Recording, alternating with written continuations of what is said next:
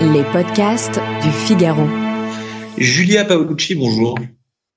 Bonjour, Quentin Pérenel. Alors, décrivez-moi, s'il vous plaît, en toute honnêteté, évidemment, l'espace de travail le plus désagréable dans lequel vous avez travaillé. Ça peut être plusieurs endroits, d'ailleurs. Oui, malheureusement, je crois que j'ai le choix. Le travail, ça peut être plusieurs choses. Je crois que l'endroit le plus désagréable pour travailler, en fait, c'était à l'université. J'étais à l'université à Montréal et on avait les auditoriums, les cours en souterrain, donc on ne voyait jamais la lumière naturelle. Il faisait toujours trop chaud ou trop froid, donc même pour se concentrer, c'était pas idéal. Ou sinon, dans un bureau, dans une grande tour à New York, où c'était vraiment fait pour le volume et rien d'autre.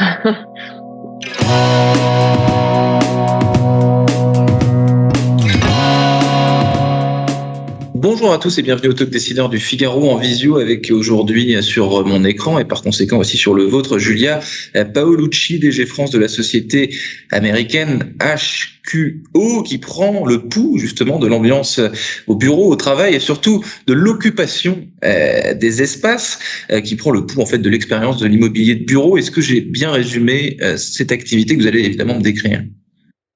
Oui, tout à fait. Nous sommes vraiment l'outil, la technologie derrière pour mettre en musique cette nouvelle expérience de travail.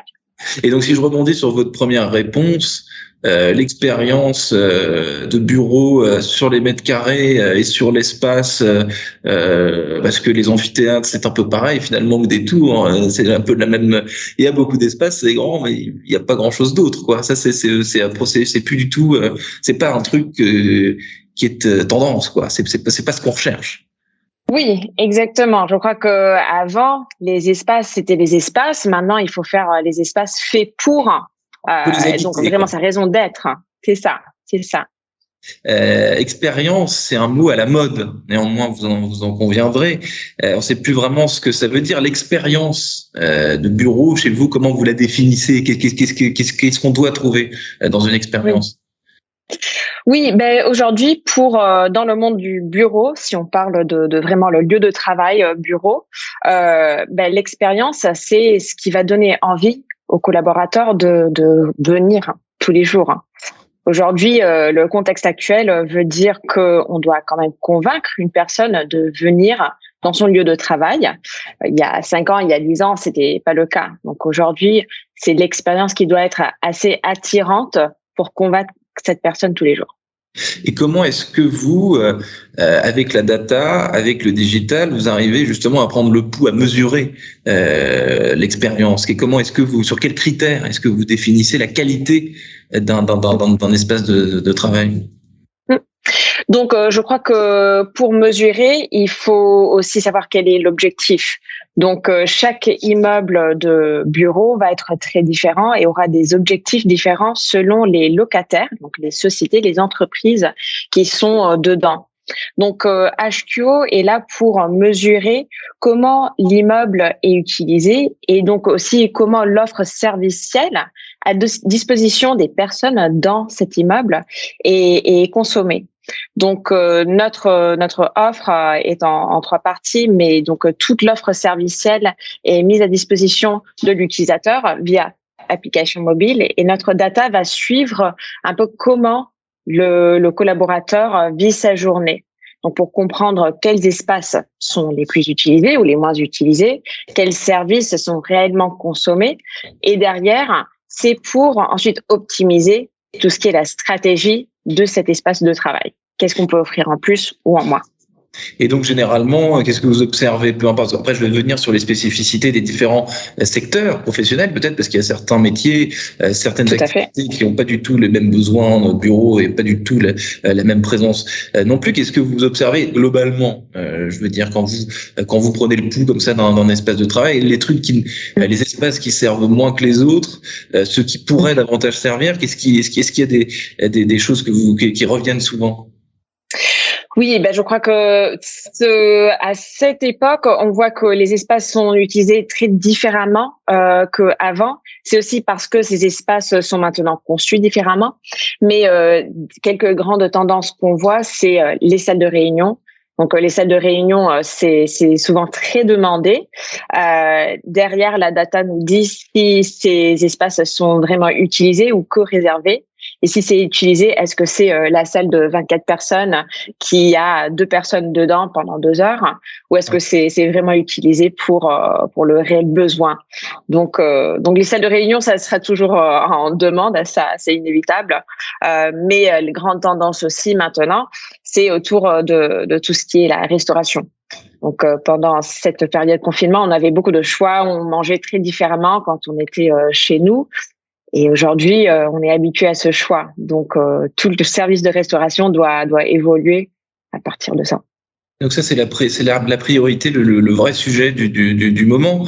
Si je puis dire, est-ce qu'il y a une culture française? Non, je viens avant, oui, pardon. Les secteurs professionnels. Est-ce que vous avez isolé des secteurs professionnels spécifiques au même moment, à l'instant où je vous parle, qui n'ont pas du tout les mêmes façons de travailler dans un bureau que dans d'autres, et donc qu'il y a des vraies disparités en matière de besoins, quoi.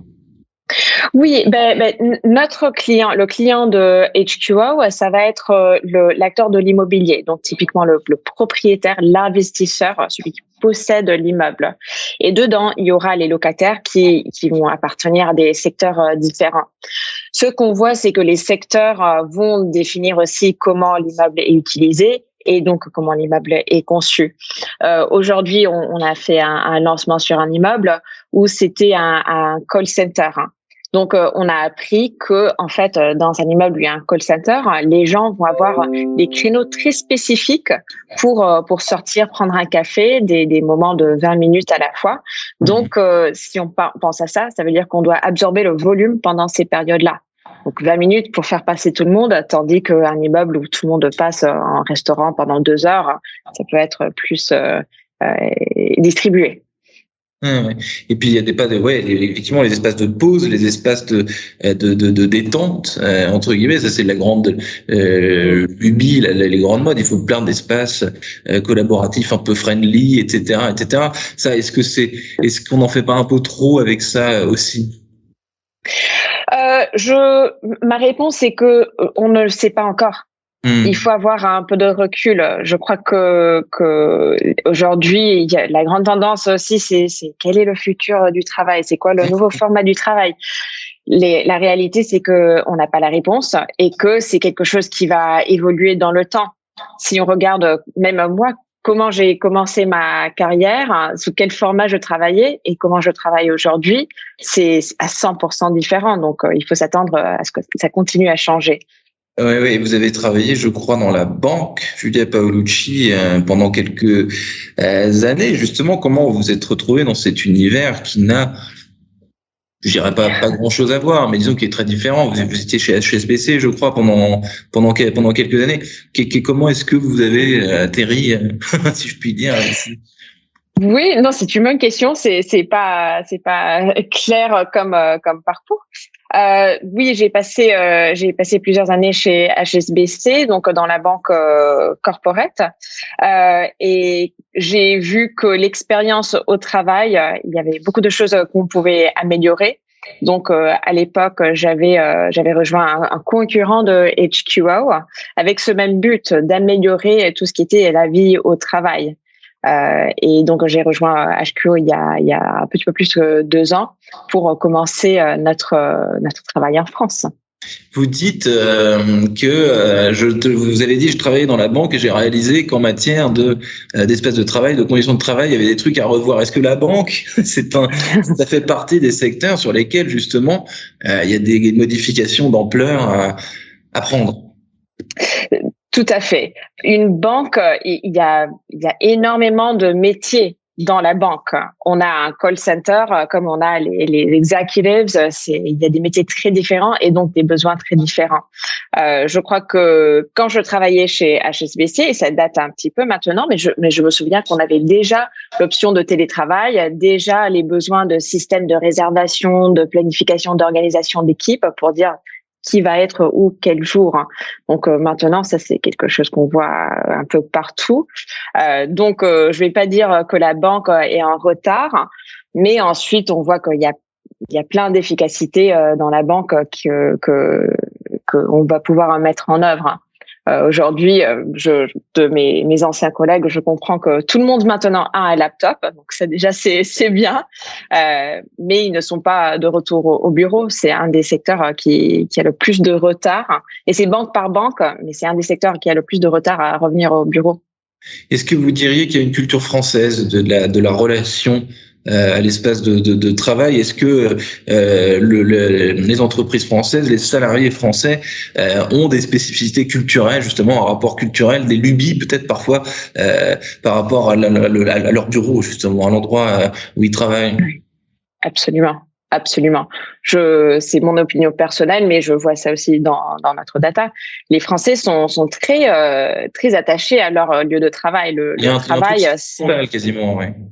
Oui, absolument. Et je crois que c'est l'appartenance. Il y a, vu le contexte de comment on est embauché par une société en France, c'est beaucoup plus stable. Donc, en comparaison avec le marché anglais ou le marché américain, on reste plus longtemps dans des postes, donc ça fidélise. Et on a vu même après le confinement, les gens sont retournés au bureau en France beaucoup plus vite que en Angleterre ou aux États-Unis. Donc ça veut dire qu'on veut y être, ou qu'il y a une autre raison, on doit y être peut-être. Mais c'est quelque chose culturellement très très fort. C'est aussi pour ça que cette transformation du lieu de travail et des bureaux de demain est si importante, a fortiori en France. Merci infiniment, Julia Paolucci, d'avoir répondu à mes questions pour le Talk Décideur du Figaro. Julia Paolucci, vous êtes directrice générale en France de IHQO, j'ai dit à la française au début, la société américaine. Voilà. Donc merci infiniment d'avoir répondu à mes questions, et donc je vous dis à très bientôt. Merci beaucoup.